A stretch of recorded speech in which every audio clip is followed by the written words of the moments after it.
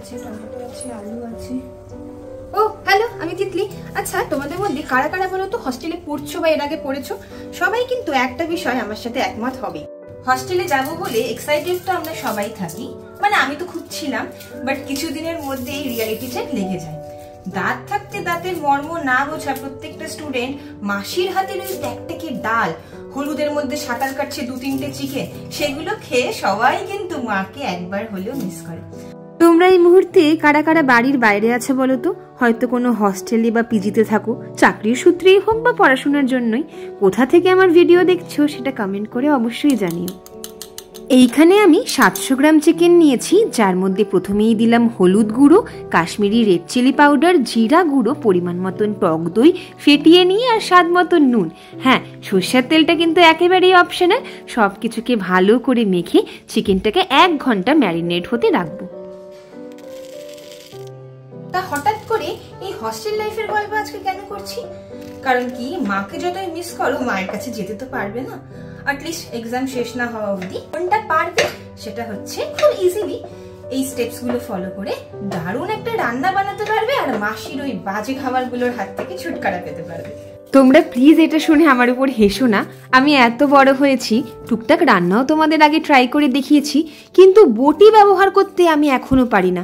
সেই hostel life থেকে না এই পিলারটা আমার ভরসা। মা মাঝে মাঝে বিয়ের আগে মশকরা করে বলতো, তোকে তত্ত্বতে একটা পিলার অন্তত অবশ্যই দেবো, না হলে শ্বশুর বাড়িতে গিয়ে তো কাউকে আলু সিদ্ধ ভাত বানিয়েও খাওয়াতে পারবি না।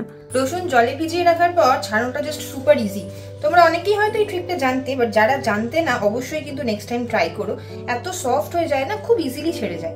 হ্যাঁ, কমেন্টে আমাকে থ্যাংক ইউ বলতে ভুলো না। মনে করো তুমি রান্নাটা একেবারেই পারো না, সেই জন্য একটু ডিটেল দেখাচ্ছি। এখানে আদা, রসুন, কাঁচা লঙ্কা আর টমেটোর একটা পেস্ট বানাচ্ছি।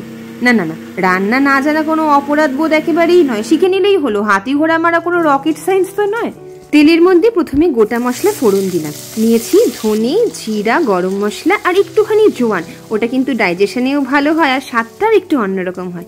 দেখো, লাইফে গিয়ে অনেক জায়গায় অনেক দামি দামি খাবার খাবে, ক্যাফে যাবে, রেস্টুরেন্ট যাবে, কিন্তু হস্টেলের এই ছোট্ট ঘরটাতে ইলেকট্রিক কুকার বা কেটলিতে চিকেন বানিয়ে বন্ধুদের সাথে শেয়ার করার যে স্মৃতিটা, লাইফে যখন অনেক দূর এগিয়ে যাবে সেগুলোই কিন্তু মনে করবে। আজকেও না আমি ঠিক আমার হস্টেল ডেসগুলোকেই মনে করছিলাম। আচ্ছা, এদিকে চিকেনটাকে ঢাকা দিয়ে মোটামুটি 10 মিনিট রাখো, আর এদিকে একটু গরম জলও আমি সেদ্ধ করে নিলাম।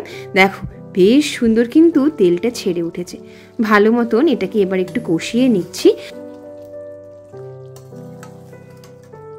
ভালো চিকেন রান্নার একটাই কিন্তু ট্রিক, খুব লো ফ্লেমে ভালো সময় ধরে যত ভালো করে কষাবে, যত সুন্দর তেল ছেড়ে উঠবে, তত ভালো কালার আসবে আর টেস্টটাও কিন্তু দুর্দান্ত হবে।